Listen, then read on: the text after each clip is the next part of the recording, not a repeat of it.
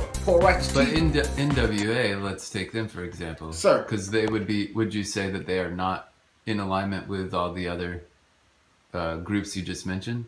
They are not as educated, or they didn't encourage the education of your people? Oh, you a beautiful question. Like, where do they fall in line with that? They fall in line, they're just as educated, they're just as Afrocentric as I am, but there's so many subcultures in the black experience. They're speaking to stuff they really lived. They really live in an area that's war-torn, where there's Crips and Bloods shooting each other dead in the street. Right. We got to stop the Crips and Bloods shooting each other dead in the street, and then the NWA will stop reporting that. You can't stop the Crips and Bloods shooting each other in the street until you somebody educate like Tupac is revealing and exposing the raw nature of life in a very poetic way, and not necessarily celebrating.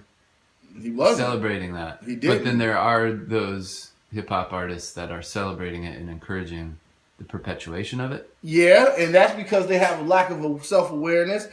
They don't have an alternative. They don't know that they'll be embraced the same exact way. You know, like a lot of times you go into the club and you know them for having a pistol. You walk through, everybody moving out your way and everything. They don't know that you can go into the club like Martin Luther King and Malcolm X, and they'll give you the same respect. Yeah. You see, you want to be feared or loved.